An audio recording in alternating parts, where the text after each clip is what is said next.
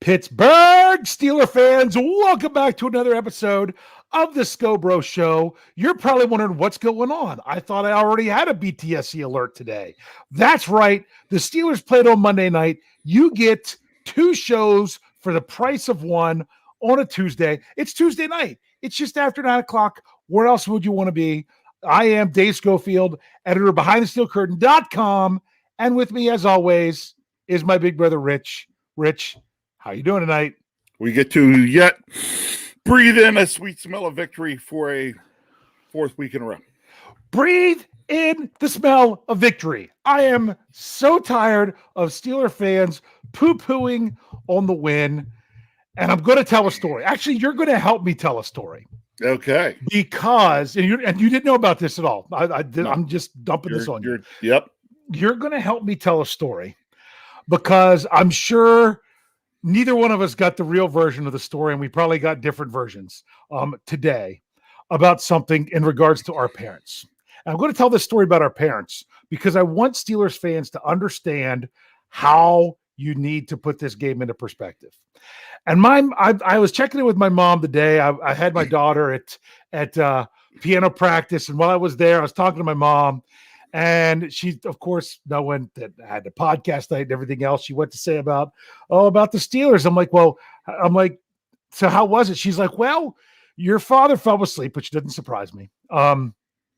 So mom was watching the game, but was getting a little bit frustrated and was flipping over to the Hallmark Channel to watch a Christmas movie. She was doing what our dad did to us all the time as kids.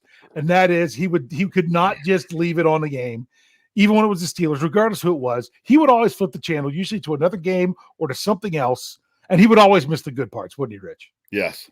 Yes. Always. I mean, if you'd come back and they're kicking an extra point, and you're like, thanks, Dad. I really appreciate it that we got to see it. So, but that's what Mom was doing, and she explained it to me. I don't know if you got the same story. I think she saw two touchdowns, or she got confused by it. I think she saw the turnover touchdown. Yes, she saw that one. And she saw them take the lead inside of 2 minutes. And she turned over to Hallmark. Yeah, I even know what movie she was watching, but we won't even go there. And when she flips back over, it's an interview with one Benjamin Todd Roethlisberger. Now, what about this interview? What was the conclusion that our mother drew based on the interview? Her conclusion was that the Steelers had lost the game. This is her conclusion that the Steelers lost. Well, the first thing I wanted to say to her. First thing I didn't. Go ahead. Yeah. The same thing I was going to say to her first thing, Okay. I'm sure, which was if the Steelers had lost, they wouldn't have interviewed Ben Roethlisberger. Yeah, they don't interview the losing quarterback. They interview the winning quarterback. That right there should have said, oh, they must have won. They're talking to Ben. But no, the way the Ben was talking and everything, she assumed they lost. She didn't see the score. She changed the channel. When my dad woke up to go to bed, he asked what happened with the game. She told him that they lost, and they went to bed, thinking that the Steelers fell in defeat 27-26. And when they wake up the next morning and they turn on the TV and they're talking about everything with this game about the Steelers winning 29-27. How happy were our parents? How relieved were they? Oh, wow. They went all night, whatever that is, thinking that the Steelers had lost. What a pleasant surprise that they had won, wasn't it? Yeah. And Mom said she was mainly upset because, with Renee and the two kids and I being at the game, she was like, oh, they lost. Oh, they were there and whatever. Sorry, Steeler Chick 46 even knew what movie it was. Yes. She was watching. Nice. Put it up on the screen. Which I think is funny. So, yeah, all I have to say is imagine thinking, Steelers fans, for 12 hours or more, well, it wasn't even 12 hours, for 8 hours or more, that the Steelers lost, only to find out that they won the game. How happy would you be? Now, why are you so angry the fact that you watched them win the game? That's my question. If you would have been happy thinking that they lost only to find out later, hey, guess what? The Steelers actually won that game. What? Okay. And then you're like, oh, man, that's great. Why don't you think it's great when you actually saw what happened? Is that a good question? I think sometimes people just love to, be miserable. Yeah.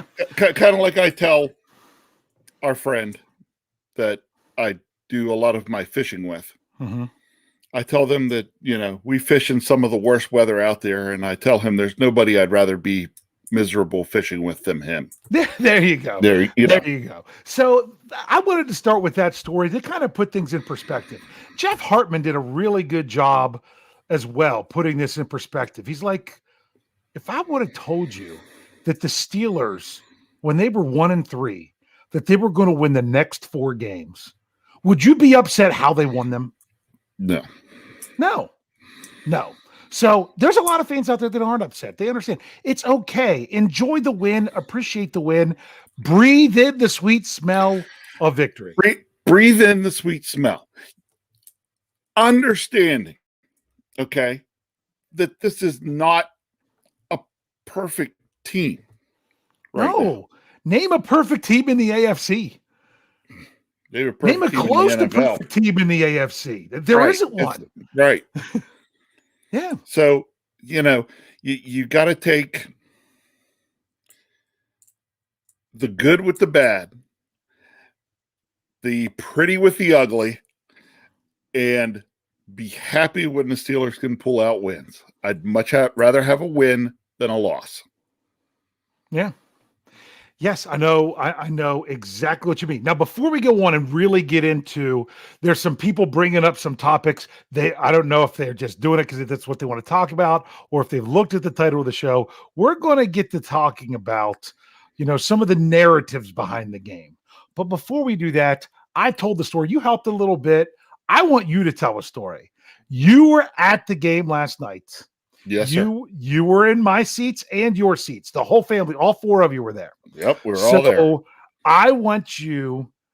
Are you willing to share the story? Which story? Before the game, as you got to Heinz Field and everything, and part of the reason why your whole family wanted to be there.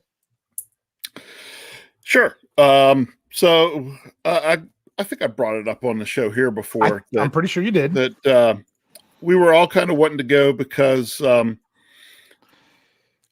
former player at William and Mary that we knew through some friends of ours. While you were at William and Mary. Yes, while we were there. Mm-hmm. Plays for the Bears. And you can share his name.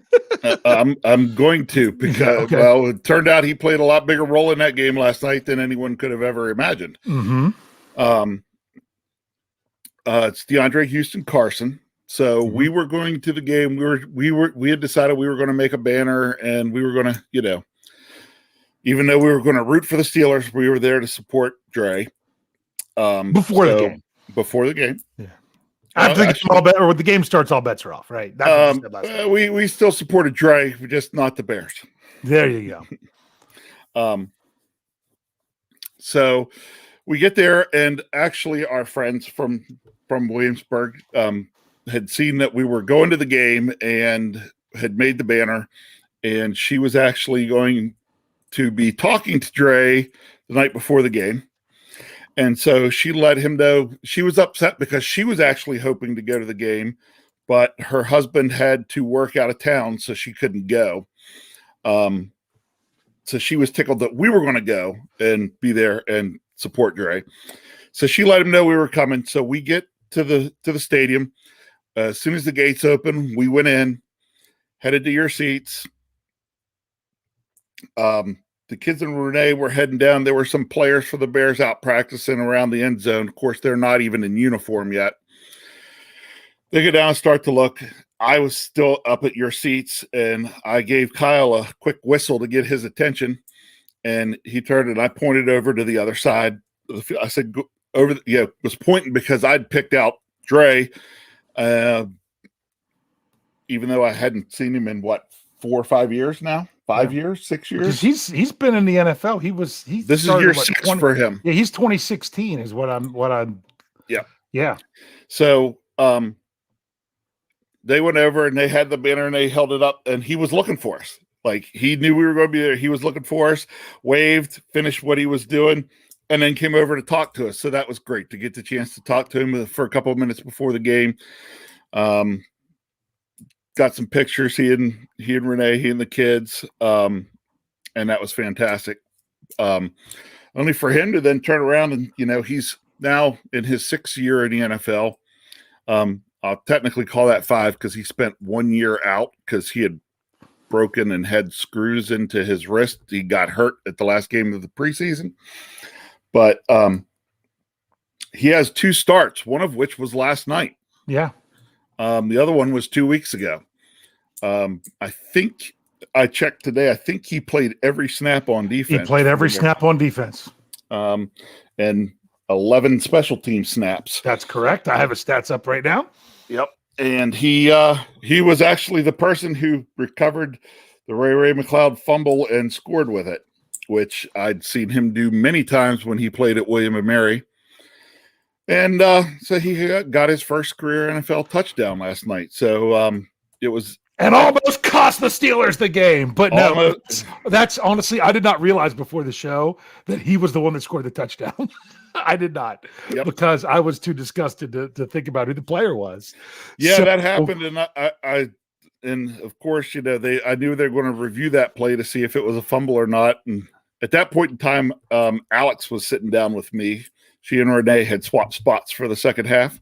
Mm-hmm. And I turned to her. I said, as much as I hope they overturn this, I said, if they don't overturn it, I said, I'll just try to be happy that Dre got a touchdown. Yeah.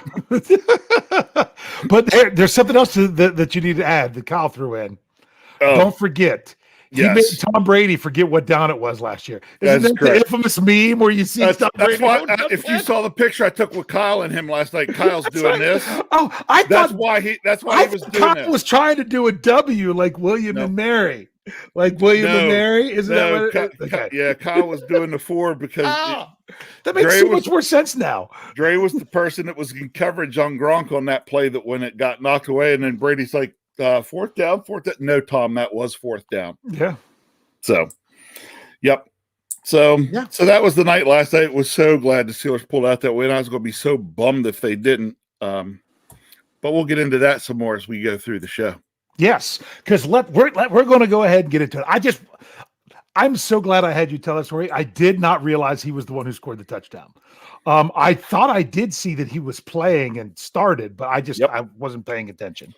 So that was that was pretty funny. So it worked out that way. So the group of Steelers fans that talked to the guy was the guy that got his first career touchdown. That's crazy. And that might be, I mean, he started, that was because when he started 2 weeks ago, he played 100% of the snaps, didn't start the week in between, but played all but 1 or 2 of the snaps on defense. Yeah.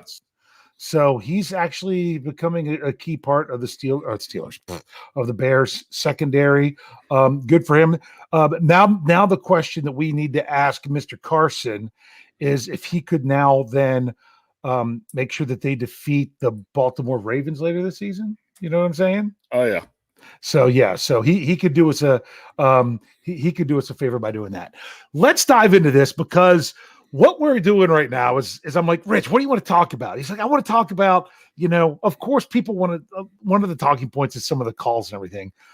But I had to say that the title of this podcast is extremely ironic. It is so ironic. And I'm sorry that we're this far into it before I even bring this up. But we said, you know what? You need to trust our eyes more than our ears during Steelers games. And where are you being told this? On a podcast. Yeah. So we are telling you in your ears to trust your eyes and not your ears. And bottom line is, what we mean by that is everyone that I know that were Steelers fans was completely they were bummed there was no Manning cast. I'm serious. Sometimes you just got to hit mute. Sometimes you just got to hit mute. I didn't even think about bringing up the Steelers radio broadcast like I've done in the past because it's so bad. Because I was too busy. I was doing the knee-jerk article for you and everything else. And I just didn't even think about it. But the announcers were pretty bad. But we don't realize how much they shape our narrative of the game. and that the announcers are shaping the narrative of everything that's going on, and they want to explain something to you. And honestly, that's not the way things looked and appeared for everyone in the stadium. So, Rich, where do you want to start off with some of these to kind of break down a little bit? You wanted to start to tell me something before the show. I said, nope, let's save it. So where do you want to go first? All right. Let me just start by saying, preface it. But yes, the Bears were penalized 12 times for 115 yards. The Steelers were penalized, I believe, 6 times for 30 yards. At one point, it was like 10-2. I know that. Okay. So, yeah. Here's the thing. You can say calls were one-sided, but oh my goodness, it could have been so much worse one-sided. Okay. Mm-hmm. The first time, see, this is things if you weren't at the game, you wouldn't have noticed, and they definitely didn't bring it up on TV. Okay. So I had noticed early in the game that whoever would line up at right defensive end, and it was multiple players for the Bears, would line up in the neutral zone offsides. Almost every single time. They were trying to get that advantage on Dan Moore Jr. Correct. Okay. So it actually happened. The Bears were backed up towards our end. And that's the closed end of the stadium. For the closed end of the stadium. Yep. And I see Mike Tomlin coming down the sideline and kind of yelling something at the line judge. Yeah. The play happens and the line judge throws a flag. Mm-hmm. Offsides, defense. Finally. Yep. And they didn't stop. No, that's the thing. They didn't stop. They could have called offsides on the Bears. Lined up in the neutral zone. Yep. 45, 50 times last night. Every play, basically. Yes. And even though they told them they kept throwing the flag, they weren't changing it. They were not changing it. I will tell you this, at least the announcers on TV kept saying, you can't do this. You can't, how can you get that penalty more than one time? Is what they said, because they didn't disagree with those calls. They were doing it. And I think you're exactly right. They went with some strategic things to kind of push the envelope, and that was one of them. And they got away with it a ton, but they did get called on it at least twice, right? Yeah, it was almost like they knew they were doing it every single play, knowing that the referees would not throw a flag on every single play. Yeah. That they would be allowed to get away with it at certain times. Yeah. I mean, I would have just flagged it until they backed up. Just flag it, because they're like, you know what? They're not going to keep calling it. They might get us once, but we'll just keep doing it. That wasn't the only thing, because the other one never got called. You want to go to that one next? Actually, it was called once. Was it called once? Yes. I don't even. It was called. Right. It was called once because I screamed, "Finally!" Yeah, because pretty much every offensive play for the Bears. What was it? The tackles moved early. The right tackle was moving. Specifically, there was times it was both of them. There were times it was both of them, but specifically the right tackle. With TJ Watt out there, every single pass play was getting the jump. Half a beat quick. Yeah. And I mean, that's bad that they kept doing that. Because let's just say this. He was moving way sooner than the snap than Joe Hayden was and Minkah Fitzpatrick on that blocked field goal. Yeah. You know what I'm saying? Yep. So it was every single time. I know some people are like, I counted 6 times. I'm like, it was more. They were going to say, we're going to push the envelope. We're going to line up over Dan Moore, see if we can get that advantage. And we're going to just line up. We're going to press the line. We're going to do it until they stop. It's kind of like in the secondary, that you are as physical as you can until the officials make you stop. Mm-hmm. and that you're going to keep pushing the envelope with pass interference or defensive holding and all that stuff until they throw the flag. Because if they're not going to throw it, why not? Same deal. Trust me, I know this. Same deal with offensive linemen holding. Man, Yes. I would hold all the time. You know what? I would hold as much as I could to get away with it. Okay, because you can hold and get away with it. The problem is when it's the egregious holds. So how many times we're like, man, TJ Watt's getting held all the time. Well, they're going to keep doing it until they call it and make them stop. And that's why I get frustrated with officials. I don't do it anymore, but I used to both play in and run a basketball league. It was an adult church basketball league.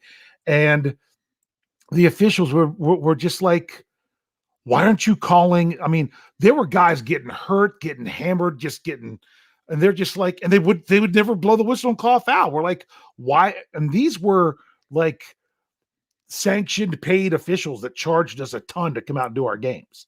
We're like, if you're not going to call fouls, why are we even giving you a paycheck? Is what I say to them. Like, well, if we called fouls, we'd be here all night. I'm like, we play with a running clock. We play the running clock. It wouldn't change the length of the game. That's one. And two, if you start actually calling fouls, people will stop doing it. And that's the same thing, and that's what these players are going to do until you call it and make them stop doing it. Anything else you want to say about that? I kind of took over a little bit. No, it was just there could have been so many more penalties called last night than were. Yeah. But I'd still be sitting at Heinz Field if they'd have called them all. Yeah. But I mean, and they were, and it's like all these penalties were one-sided. Well, they would have been even more one-sided if they would have called them. Yeah. You're right. And sometimes that honestly, it kind of bothers me a little bit at times that the Steelers don't respond in parts. I was actually happy there a couple games ago when the Steelers were getting called for some holding calls. Though they were actually I'm not talking like Kendrick Green in the end zone after the play's over and they throw the flag. But I'm talking where they made some actual legit holds, trying not to get Ben killed or something like that. And I'm like, you know what? Finally, all these other teams are holding the Steelers and they're not getting called. If the other team's going to do it too. Do it too until they call it on you. So it's nice to at least see that, maybe at times they'll do that. And that frustrates me that the Steelers, they'll, in order to try to play a clean game, they won't actually get anywhere close to what the other team's getting away with based on the officials.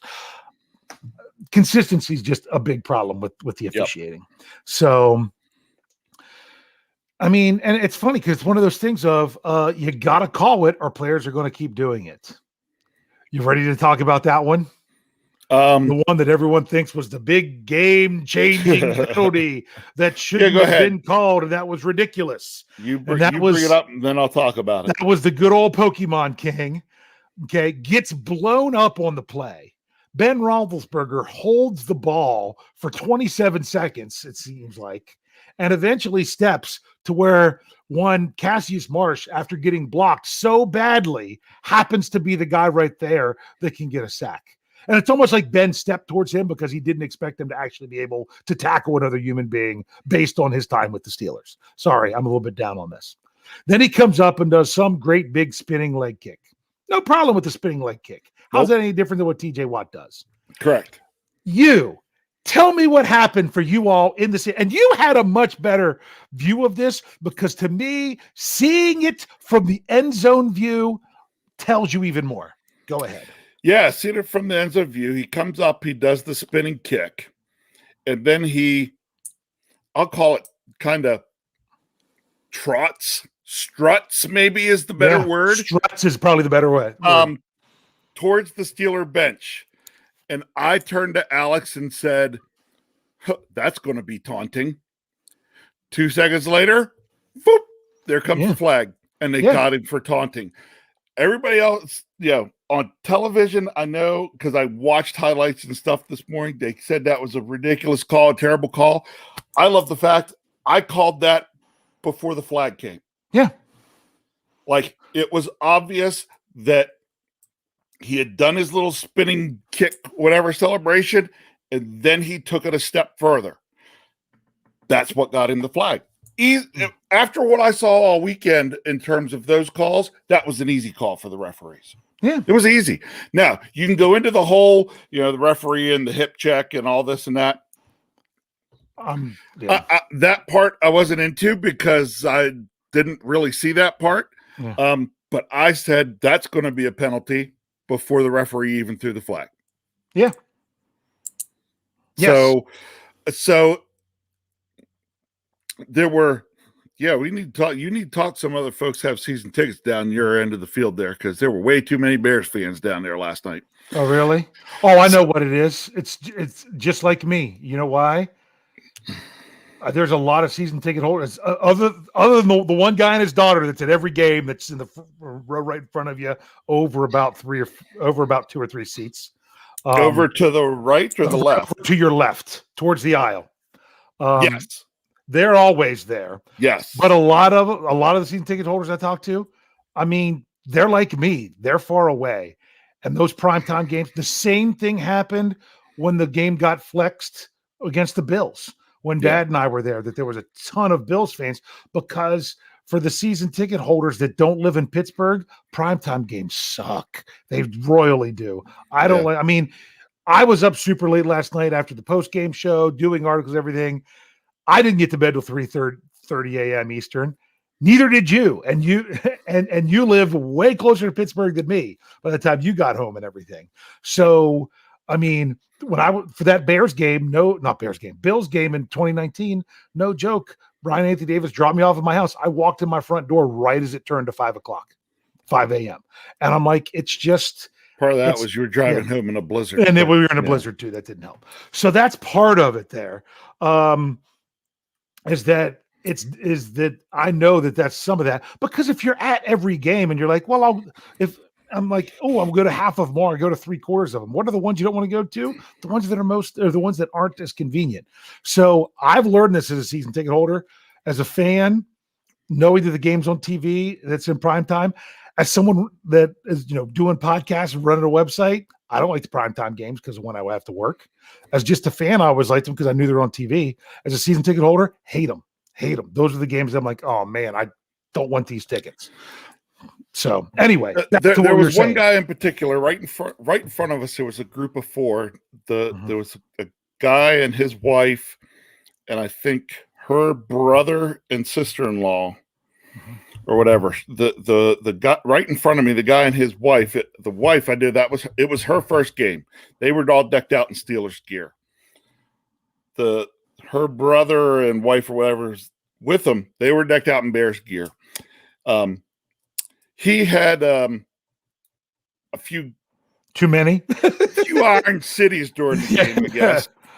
And what's funny is they were all from Pittsburgh, but he was a big Bears fan, and things got going with him, and he started complaining about some of the calls here and there. He was complaining mainly just because it seemed like the Bears were getting flagged for everything. But they weren't. They were getting flagged a lot, but they definitely weren't getting flagged for everything. Right. And kind of that's kind of what I was saying to him. I was like, he was upset at Cassie's Marsh call. I said, if I'm sitting here, if that was a Steeler fan, and saying that it was going to be a flag before the flag went, and then it was a flag, I said, it was a flag. I said, I do the same thing when a Steelers guy does it. And it's like, there's a flag. Don't do that. You're going to be a flag. Yeah. Like the hold on Kevin Dotson last night. I saw the flag fly on that and said, that's on Dotson. Because again, that would happen right in front of us. And sometimes you can just see it and you know it. And when it's a penalty, it's a penalty. And here's the thing with Cassius Marsh. If he'd have done that last year with the Steelers, don't think he'd get flagged, because that was not the point of emphasis that the NFL was laying on that rule. And the way Coach Tomlin explained that in a post-game press conference, you really have to respect. He's like, you've got everyone in the world looking up to these guys on the field. Okay. You've got everyone from the lower levels coming up, looking at how these guys are on the field. We've got to make sure that we are being the appropriate role models on how to behave with a football. It's not that you don't show emotion, but you don't need to show up the other team. And when you were on one hash making a play and you walk over past the other hash to the other numbers to stare down your team, which is funny because the announcers, they had no clue until finally, like 5 minutes later, someone must have slipped them something. They had no clue that Cassius Marsh played for the Steelers. Then they said he just was recently cut by the Steelers. I forget, he was in training camp. He was cut over 2 months ago. And going into training camp, everyone knew he wasn't going to make the team. Yeah. They had other guys ahead of him. So, and the Bears simply brought him into the practice squad to pull a Tom Coughlin that is, hey, tell us everything you know about this team. And it just so happened they had so many injuries, they had to elevate him. I mean, I couldn't believe he was even on the field, which is funny because, Artie Burns was inactive last night. I don't know if you knew that or not. But that one was interesting. If I was a Steelers fan and one of the Steelers players did it, I'd be frustrated they called it, but at the same time, I'm like, you've got to be smarter than that to know to do. You can't do that when that's what the NFL has been saying and saying and saying. And if they don't call that, then things like that are going to keep going on. And that's what they're trying to get to stop. So it royally suck that it was in that spot in that game where it happened, where it was even more influential. But guess what? Because of that, everyone's taking note of it. Do you think anyone else is going to stroll over to the other sidelines again like that? Sure. Strut, They could, but they should expect to get the penalty. So. And again, no issue with his initial celebration. That's what should happen. It was celebrate with your teammates. It was that secondary piece when he headed towards and barking at the Steelers sideline that I knew he was going to get flagged. Yeah, exactly. So, hey, we're going to go ahead and take our break. We're going to come back. We're going to talk about some more of these other interesting calls and looking at our own eyes. We're going to go back, talk about our eyes versus the ears and everything with that a little bit more. And then we're going to, no rest for the weary, rolling on into the Detroit Lions for this week. So if you're with us on the audio side, go ahead and click on over to part 2. If you're here on YouTube or Facebook Live, give us a few seconds and we'll be right back.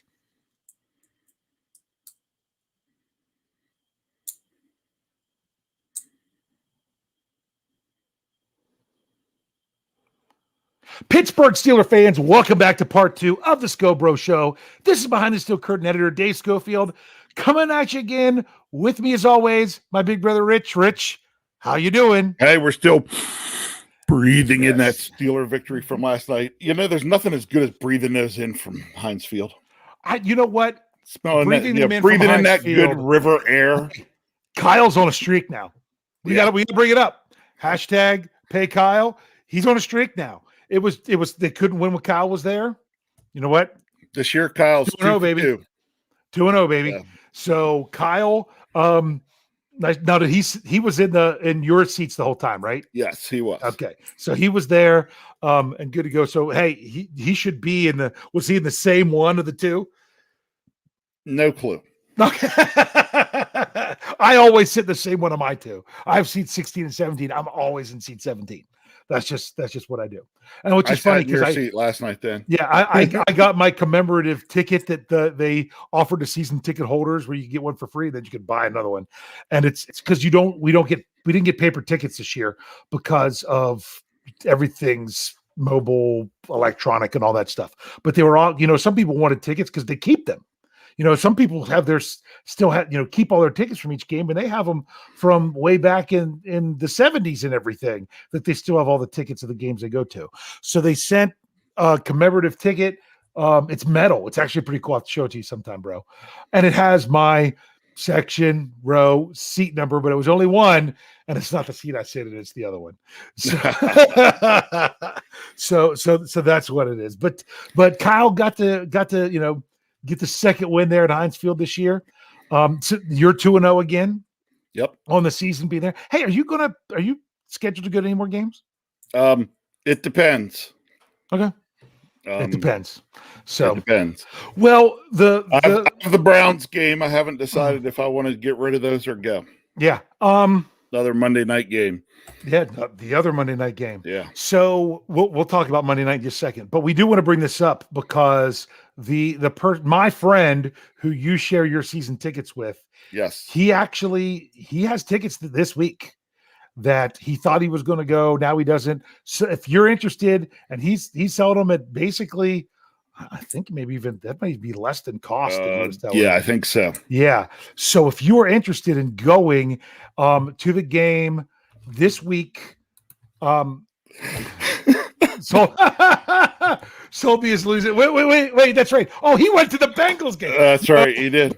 I'm telling you, I sold BF Bud. I sold you a winner. You just wait till January 3rd, and you can go be a winner as part of the 122 crew.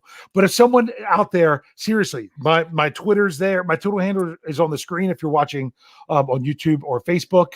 If you're listening in audio, it's STLR Superfan Dad. And if you want to email me, you can add just to @gmail.com after that. Get a hold of me, or even Big Bro Scho. I'd probably check my Twitter more than you. Yeah, you probably get a hold of me if you're interested in those tickets for this Sunday. He still has them, and that's just how it goes. And we have a super chat before we roll into this a little bit more from Varys. Love it. $4.99 in the tip jar. Thank you very much, Varys. I hope Varys is right. Do you think I said it right? If you didn't, I'll laugh at you later. Vari Leve. Vari Leve. Maybe it's Vari Leve. Okay. Najee, 125 yards, 2 TDs against the Lions. Calling it now.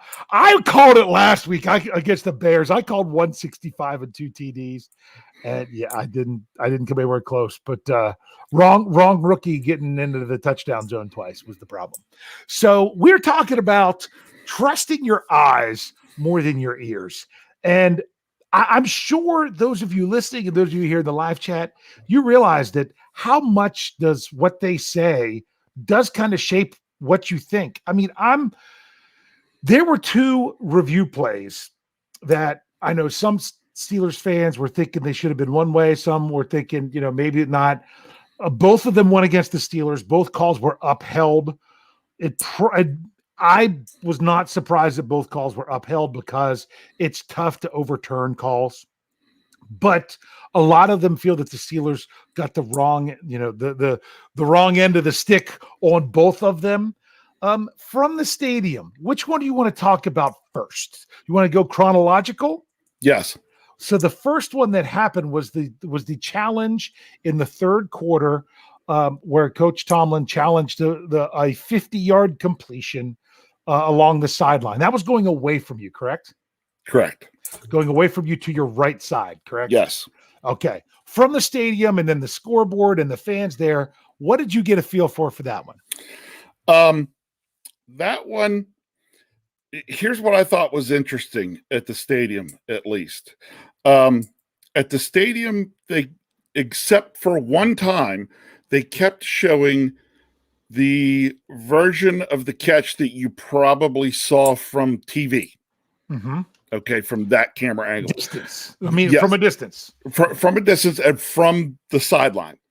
One time, early on, they showed the same catch from an end zone camera looking out. Uh-huh. If you looked from that end zone camera looking out, I didn't think it was a catch. Uh-huh. If you looked from the sideline camera, I thought it was a catch. Yeah. But I thought the end zone camera showed enough to see where he made when they said, well, he kind of moved his hands along the ball. They actually, and said that he controlled it. When you looked at it the one time they showed that end zone camera, you saw space between his hands and the ball. That wasn't a catch. That's interesting because they didn't. If you looked at that, and again, they only showed it one time at the stadium. The end zone view. They let you see what they see under the hood, don't you? I have no clue. On replays. That's what they used. It used to be that way. I don't know if it still is this season. That when there was a review, they showed you literally what they were looking at under the hood. On there, so you know what they were saying at the time, seeing at the time. So you knew what the call was going to be, because if you saw them go back and look at the clock and the yard line at the beginning, you knew they were overturning it and bringing it back. There was none of that. Well, they didn't overturn it. Well, so that's true. That anyway. But they kept looking at the sideline view. Do I understand why they didn't overturn it? Yes, I do. Because okay, if they would put it this way. Had they called that incomplete and it been challenged and the referees would have focused on just that sideline view, they'd have called it a catch then. They'd have reversed it. But I think that end zone view, that one time they showed just to saw the hands come off and back on the ball. Yeah, and I'm going to bring up two different things that I kind of talked about on the post-game show, but maybe not everyone was there for part of that. My thing is controlling the ball and rolling it onto the back of your hand, which is what it kind of looked like that he did as he was going. If that's control, and I'm going to say exactly what I said in the post-game show, then why weren't the Pittsburgh Steelers the #1 seed in 2017? Because when Jesse James rolled that ball onto his hand and his hand was under the ball, underneath the ball at the ground, that's why they say he didn't have full control, because he rolled it up on his hand. Well, here he was rolling it up on his hand, and they overturned that. Remember, they overturned Jesse James. So right. I look at this, and the other point that I brought up is, hey, if he was bobbling it and didn't have full control, but then he held the ball the whole time, that's one thing. But they know he lost it eventually. That makes a difference, because the next play that we're going to talk about was something that I was saying when you go to rule it is when you know that the player loses the ball, when you look back at it and see the ball moving, your assumption is that that is the beginning of losing the ball. So we'll get to that one. But if you apply that standard to that play, then you should apply that standard to this play. I don't know. I might honestly think too, if those two plays happened in a different order, that other one might have been overturned on that long pass, because of the whole notion of, well, he lost the ball. At what point did he lose it? Meaning, did he ever really have it in the first place? Right. So that might not have been the way they were looking at it. But to me, that's something that's got to come into play. Not surprised they didn't overturn it, because you really have to see the evidence to overturn it. Yep. So now let's go to your guy scoring a touchdown, your friend. For those of you that missed the story in the first half, if you didn't hear that, you got to go back and listen to the story in the first half, where you all did get to speak to a player that you knew from his time at William and Mary, and then he had his first career touchdown. But the play, the Ray McLeod fumble. Yes.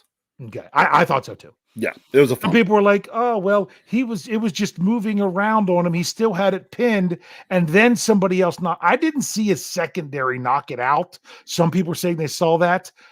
I don't remember seeing that, so that's why I'm saying let's just say this: to see the ball moving around like that, they weren't going to change the call on the field. No, and if they'd have called him down, they might have overturned it. But I would have even seen if they didn't overturn it either. So, yeah. The worst part was he caught Ray caught that punt, and I said to Alex, I said, go straight up the field, get what you can get, and get down. Yeah. Don't fumble. Why do you speak these things into existence? I don't know. And he made that spin, and I was just like, no. You know what? I was just starting. Do you know how many times, as I was doing the knee-jerk reaction article, I started to put in and then erased where I said, this game seems like it's about ready to have a big play. Like I just went to put that, and I'm thinking you're like, oh, maybe a punt return. Well, wrong kind of punt return. You know what I'm saying? Yeah. You know, and I'm like, not when the big play is the other way around. I'm not putting that in there. And I put this in the article. I was like, the Steelers were supposed to be getting the ball with 12 minutes left in the game, up 2 touchdowns after holding the Bears to a 3-and-out that ended with third down was a TJ Watt sack. That was the one that I thought maybe they'd give half of it to Cam Hayward, but they didn't, and I'm okay with that. Yeah. So that I'm like, this is the opportunity. This should be Najee time. You get the ball there, run the clock, churn out some first downs, see what you got to do, and next thing you know, it's 7 points closer.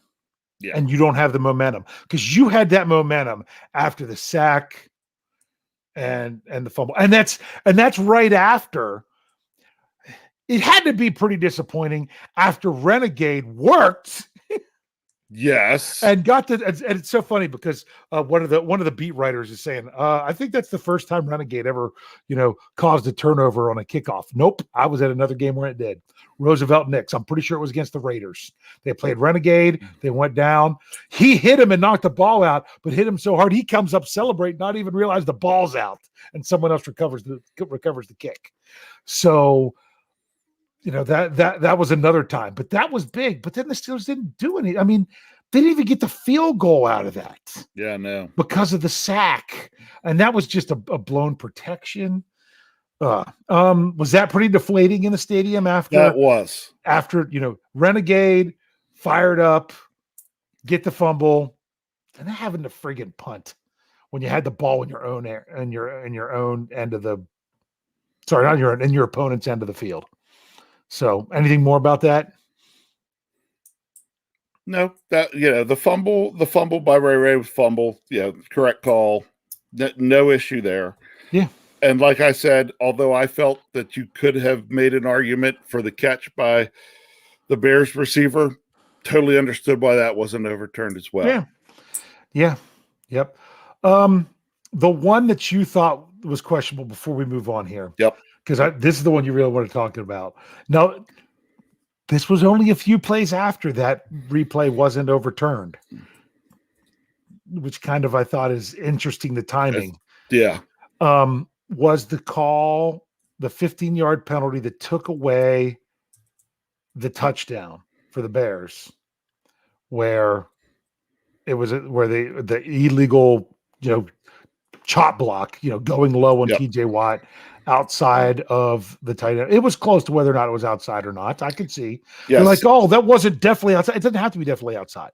The official thought that it was far enough outside where they started to throw it. And why did you think it was a bad call? That call was questionable. But what I heard then listening today, the announcers on TV saying about it, they acted as if it was the most egregious thing they'd ever seen. Mm-hmm. And then they were like, well, how could then you even call that? He didn't actually end up making contact.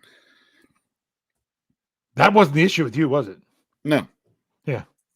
The issue was that call comes down to, did he cut him? Yeah. Was he outside the tight end box? Was he outside the tight end box? That's a judgment call for the officials. No official's ever going to get that perfect. It wasn't like TJ was in and they were behind the guard and they cut him and It was that egregious. It was really was he 6 inches inside or 6 inches outside the tackle box, the tight end box. Yeah. That was kind of nitpicky. Then the fact they were like, well, he didn't actually end up making contact with TJ Watt's knees. Well, the only reason he did that is because TJ did not, was because TJ put his hands on the guy, jumped backwards, and went down because he didn't want to lose his knees. Yeah. So you think about it, so you're like, oh, he didn't make contact with him. But the only reason he didn't is what you're saying is TJ Watt tried to avoid him so he wouldn't get injured. And what he did on the play took TJ Watt, what he did illegally on the play, took TJ Watt out of the play, whether he made contact with him or not. Correct. Yes. So, and that's the one thing that they are completely overlooking. So it was borderline where it was. If they want to complain about where it was, that's one thing, because yes, it was on the fringe. But look where TJ Watt was lined up, and he was coming straight across the line. He was lined up outside the tight end. So, I mean, I don't know that I trust ESPN's little box that they drew there. You know what I'm saying? So, I mean, bottom line is, it's kind of like drawing straight lines on a picture that's slanted like a parallelogram. Yeah. Okay. Yeah. But to me, this is almost like a horse collar. Okay. Yeah. The whole reason you have the horse collar penalty is because of injury. And I remember one time I was at a Washington game back when like I said, it wasn't against the Steelers. And I said something about, oh, that's a horse collar. And a guy turned around and was like, that's the dumbest rule ever, blah, blah, blah. I'm like, dude, I coach high school. People get hurt from that.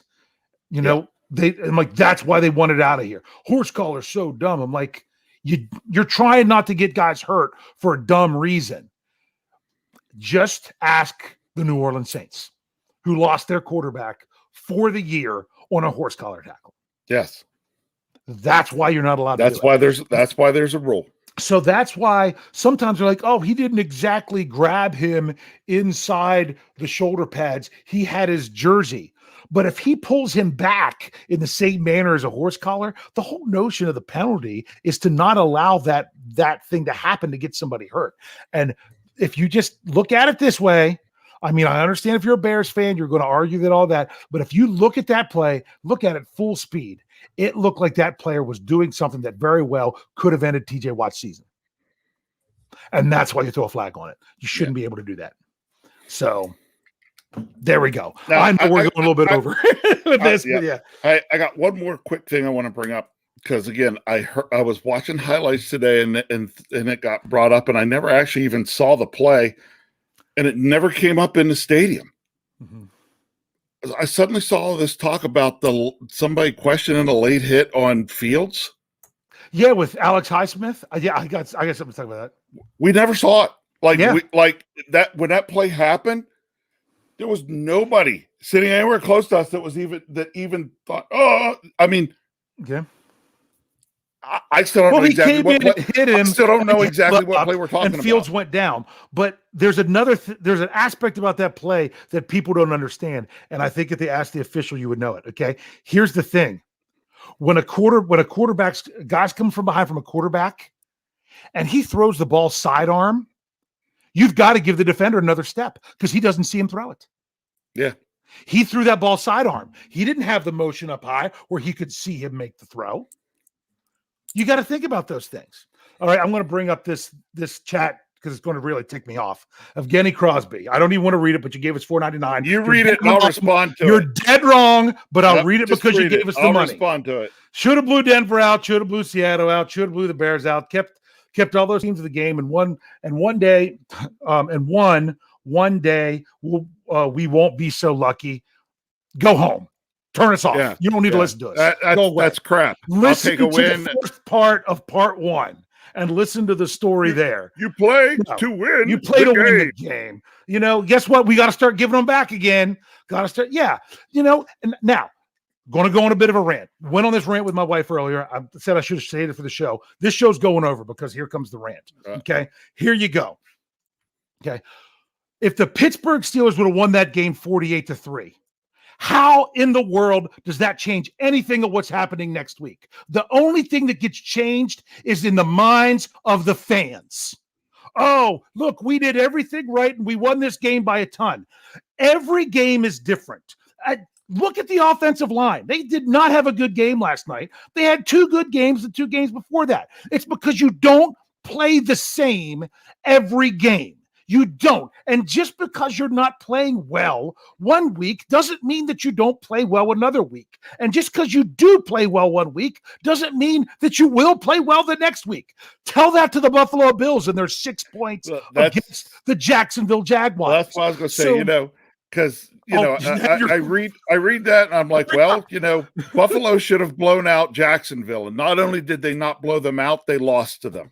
Yes.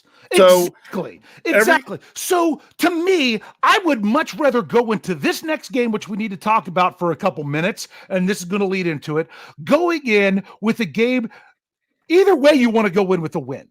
So if you want to talk about, they should have blown them out. Do you know what you do when you blow them out? You aren't going to correct things as much as you are otherwise. If anything affects next week even better, it's that you struggled to win this one. And that's everything that people were saying with teams that weren't battle tested going into the playoffs and things like that. Okay. You want to find a silver lining? I talked about this on the Coach Tomlin recap podcast, that you want to find a silver lining. Guess what? The Steelers just learned that their offense can execute a 2-minute drill and get down and get a field goal if they need to. Hadn't had to do it yet. So now they got that experience with their young players. But my thing is this whole notion of, you didn't win these games good enough. You know what? Here's another one that drives me nuts. They wouldn't have beat the Bills playing like that. They wouldn't have beat the Chiefs playing like that. You know what? They weren't playing the Bills or the Chiefs. They weren't playing in Buffalo. They weren't playing in Kansas City. They were playing the Bears on Monday Night Football, and they did enough to win the freaking game. Okay. And you're still like, oh, well, it wasn't good enough. You know what? It's not good enough in your mind. It doesn't change the tally that goes into the win column. Okay. Does it not? So you don't have as much confidence going forward in your team to the next game? Who cares about your confidence? Who cares about your confidence? All that matters is what they do in the meeting rooms, on the practice field, preparing for their next opponent. I'm sorry, I've got spit all over my camera for me going off here, but I've just had enough of this. I really have. I am so tired of they didn't win this. And also, people complaining about the play calling.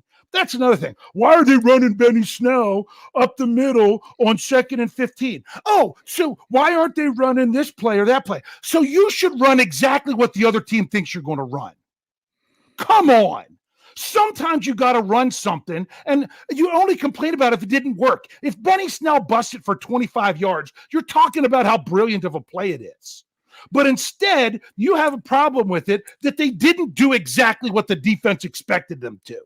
If you want them to do exactly what the defense expected them to, then why did you want to get rid of Randy Fichtner? Because that's all he ever did.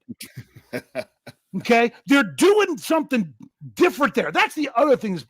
I'm sorry. I've just had enough of this. They haven't won by enough. All the play calling's terrible. Matt Kennedy did a great job last night. I don't care what you said. Anyone else who doesn't like it, forget it. Okay? They were doing wide receiver end arounds because they were getting jammed up in the middle. Could they run them on every play? No way. They couldn't run them every play, but they ran them when they need them, and they got what they needed out of almost all of them. Okay? You can't just run. You're upset when the Steelers run cookie cutter stuff, and then when they run anything different that doesn't work, you're mad that they didn't do the cookie cutter stuff. I mean, you're never going to be satisfied unless they scored a touchdown on every offensive play, beat everybody 127-0. This is not how the NFL works. Go ahead. I listened to Stan Savran and Charlie Batch coming home last night till 2:15 in the morning when they finally, got to go home and I was still driving. Stan Savran was talking a little bit about being upset the Steelers, getting leads and then not keeping their foot on the gas or things like that. But then when they got to talking about the game coming next week,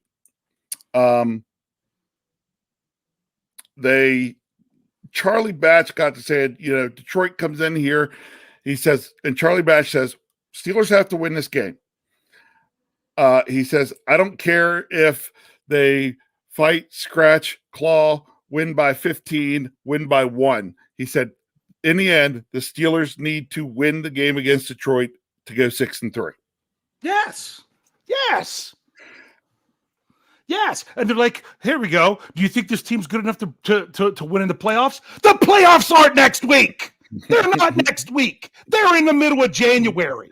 All they got to do is keep getting better to be the hot team at that point and win games along the way. Win them along the way, improve, get better, maybe get these young guys ready to go. They don't have to win a playoff game next week. They have to win enough, scrap out enough games to get to the playoffs to be ready to win a playoff game then. What you're doing now, I mean, think about this. How many times do we get to the playoffs and look back at week 9 and say, oh, if only they would have done this back in week 9, they would have been more prepared for. No, that's not how it works. I'm tired. I hardly got any sleep last night. I'm just not putting up with it anymore. Rich, what do you think about this Lions game coming up? Well, so, a lot of people could say it's the classic trap game, right? Well, let me tell you what. It's less of a trap game after the game last night than it would have been if the Steelers would have won 48-3. Yeah. That's my point. Actually, and this is something that again, Charlie Batch was talking about last night. And I'll tell you what, I love old man Batch. You know that? I loved when he was the Steelers' backup QB. I've always liked the guy, and I really like what he has to say in terms of thought processes going into football games. And he was talking about, you know what, maybe this game tonight will help the Steelers be better focused for the game coming up because there were enough flaws and things exposed that the Steelers got the win. Thank you. They've got things to work on this week to try to tighten it up and then put those things into practice next week against the Lions. Exactly.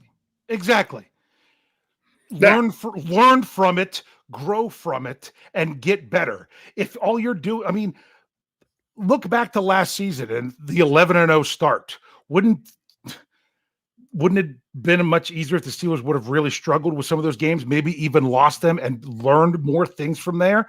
Instead, all they did was put a bigger bullseye on their back. If the rest of the NFL was like, oh, well, the Steelers won, but love it. Keep them under the radar, because guess what? The things that you're doing in week 9 are not going to be the same things that are going to work in week 18 because of getting everything on tape. You've got to keep going. You've got to keep improving. You got to keep growing. I'm sorry. I'm calming down now. Rich. So Detroit Lions trap game, of course, not as bad as this one would have been because you're coming off of a win that you didn't cover, that you had to fight to win, and you've got to realize that nothing is given in the NFL. Coach Tomlin said it today. There are no FCS teams. There are no homecoming games. I hate the term trap game because I know that the people in Buffalo are saying, oh, look at that. The Bills fell at the trap game against the Jaguars. Really? Yeah. I don't like that. You lost. It's not a trap game. They came out, they executed better. They had, better, maybe they had a better game plan. Maybe they executed better. Maybe their guys were just having a good day and you were down, you were off. It happens. That's why we don't just take the teams, look and see who the players are on them and decide who wins. We actually go out and hand them the ball and let them figure it out on the field. Yeah. So, ready to put it together here. Should the Steelers beat the Detroit Lions? Yes, they should. Absolutely. Do I care if the Steelers win by 20? I do not. No. My heart would prefer that the Steelers win by 20. And that's my problem. My heart's still racing from last night. Right. Here was, I got one last thing to say about the announcers and painting everything. Okay. What in the world was Steve Levy looking at last night? Oh, with thinking that it hit the crossbar. Here's the thing. I'll tell you, I have a reason for this. This is a good physics thing. Based on he was looking at the camera angle. He wasn't looking in the stadium because if you were in the stadium, everyone knew they had no chance. The angle of the camera was straight down to where the ball hit the ground was exactly lined up with where the camera went through the crossbar. Okay. So it hit so short that the way it hit and moved, the crossbar was in the line of sight of to where the ball hit the ground. I would say that ball landed lower camera angle, you never would have thought it. That ball landed only 2 yards into the end zone. He was like a couple more feet. I was like, that ball needed probably 12 to 15 more yards to have been good. Because I started to type that in the knee jerk, and then I'm like, oh, wait, they're showing this from the side. That wasn't even close. Yeah. Like it wasn't. The ball wasn't even halfway there, and we knew it was coming up way short. Because, again, it's coming right towards us. And it's, Which I told the Bears guy in front of us, he was like, oh, man. I said, look, if he hits this kick, I will shake your hand and say, good work to the Bears. Yeah. Hey, I'm gonna throw up this here before you be thinking of your score because we got to start this. But Occam's Ox, $4.99 the tip jar. Thank you. Says there's no such thing as a trap game for the Steelers. They're going to get every team's best. It comes with the territory of 50 years of winning ball.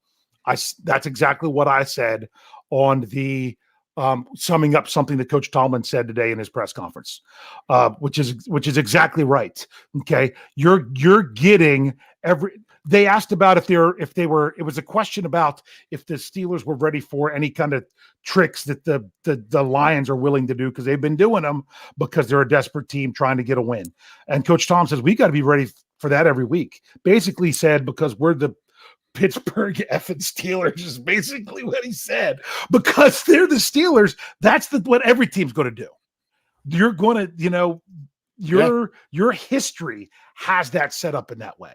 Rich, you ready to give a score? There was so many other things I wanted to talk about. We didn't even talk about the press conference. We didn't talk about injuries. This is what we did today.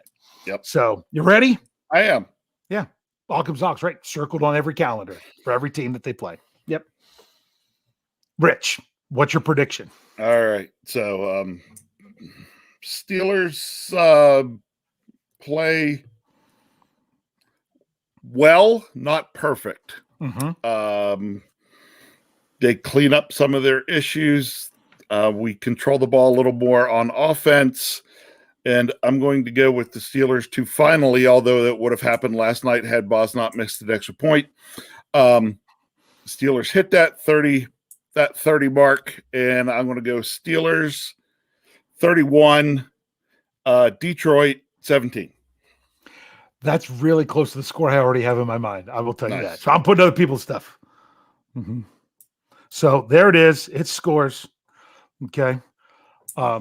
And that's what we're doing. So, all right, I'm ready for it. Okay, bring them on. It is in there. Did it show up? Yeah, it showed up on. Yes, it's there. So if you're ready, we'll bring these up and try to get through them quick. Oh yeah, Steel Dog 88, Steelers 31-17. Muth gets another 2 touchdowns 2 weeks in a row. That'd be crazy. That'd be great stuff. Occam's Ox says 27-13. Of course, we know it's Steelers. If not, Brian Brown says 24-20 Steelers. Steeler Chick 46 says Steelers 21, Lions 13. Steeler Tank said Steelers 27, Lions 24. Boz closed it with 17 seconds left. So he's saying another close one. You know what? This team is not a polished team. They're going to be in close games even when they shouldn't be. Yeah. Okay. And sometimes if they're not in a close game, it's because they're on the wrong end of it. We don't want that. Okay. BF Bud says Steelers 30-21. Okay. Steelers Pittsburgh says 21-17. This is a new name I haven't seen before. G Stacks 434. Steelers 33, Detroit 13. Knight Rider 16, 27-24. George Teston, Steelers 21-17. Bully Bob Kennel. I was messaging him a little bit during the game. 27-17 Steelers. Okay. Moneybags 27-13 Steelers. Jerry Cherry Band. Shout out Jerry Cherry. Great music for the podcast. Steelers 30, Ref 17. George OTJ 31-15. Good guys. Okay. Justo 49-0 Pitt. Okay. I honestly, I'm to a point now. I'm like, do we even want to see that? But I don't know. Kathy Ford says 27-21 Steelers. Stellars. Yeah. Okay. I don't think she meant to do that, but sometimes I mess it up. I think people were trying to say something and they're not. Eric Pierre says 27-10. AJC says 33-14 Steelers. James, did I already do that one? James Piella? I don't know. No. 45-9. Okay. Jeannie Fan, 23-16. Clarence Washington. Oh, I hit the wrong one. Okay. Tyler W, 24-21, down with the kittens. Okay. Chris Yurkin, 20-17. Here's Clarence's. I knew I saw that he had a number up there somewhere. Just clicked the wrong one. 24-17 Steelers. Felicia. Hey, Felicia. Okay. 21-12.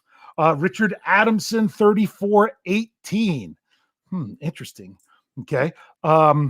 So I'm just going to bring it up, even though it's in the midst of. He says the G Stacks 434 says Detroit played the Ravens tough though. They've played some other teams tough. Yeah. That's the thing. Just because they haven't won a game doesn't mean that they're a team that you can walk over. They should have already had one victory, but they don't, because it doesn't matter if you were close. It doesn't matter if it's a close game. You got to have more points than the other team. Okay. Evan Giles says 27-21 Steelers. Okay. Rhino Blackbeard says 31-13 Steelers. Looking for some other comments. Here we go. Justin Gall says 30-20 Steelers. Nicholas Gabriel says 24-13 Steelers with a defensive touchdown. Okay, I'd be game for that. Reginald Rivers says 31-17 Steelers. Hey, James. Now I don't want to say it again because it was said I got it right. 21-17 Steelers is Jorge Rico. Okay. Or is that George? I'm saying it's Jorge. M Marcus 39 says 38-14 Steelers. It'd be nice to see them get well over 30, but we'll see if they can get there. Jason M. Kennard, 2017 final in OT. Going to OT. Hey, Give me the W. Give me the W. If you just tell me right now, regardless of the score, regardless of how it plays out, that the Steelers are going to get the win, I'm like, okay, we'll do it. All right. That's all I see. Are you good there? I was going to put my score as 6-3. 6 because that's what I want the Steelers record to be at Yeah, the end of the game. 6-3. Yeah. So all right. Well, sorry that I went off on such a little rant. I was just kind of, yeah. You know what? We've all probably been there before. Just everybody saw me just sitting here. That's because, you know, they don't understand. I've had to sit and listen to Dave rants. Yeah. Since forever, basically. And few of them were about the Steelers, right? Some of them, yeah, but usually about other things. I've heard you rant before, not like me though. I've like ranted. Me. Okay. Well, no, I'll leave that one alone. Ramon Jackson, 20-17 Steelers. So get that one in there. I already know that 2 weeks ago, Jeffrey predicted the Steelers would not win this game. He predicted wins in these two games that they just won, and that they wouldn't, and that they wouldn't win this one. Hopefully he's got to screw it up eventually. You can't pick 3 straight games in a row 3 weeks ago. It just doesn't work that way. So I was supposed to be at this game. I'm not, because I had someone else asked if they could have my tickets, and therefore I switched which game I'm going to. So one, Brian Anthony Davis will be sitting in my seats in section 122. I hope you kept them warm for him last night. We did. So by the way, beautiful weather at the game last night. That was like perfect. Like yeah. Oh. So there we go. Rich, what do you have to say to send us out here? Hey, just, you know, Steelers got to win. We're to 5-3, sitting 1 game back, second in the AFC North. If you'd have told me at 1-3 we'd be where we are right now, I'd say no chance. You know, all we can do is play the games that are right in front of us that particular week and hope to get a victory. This week, looking at Detroit.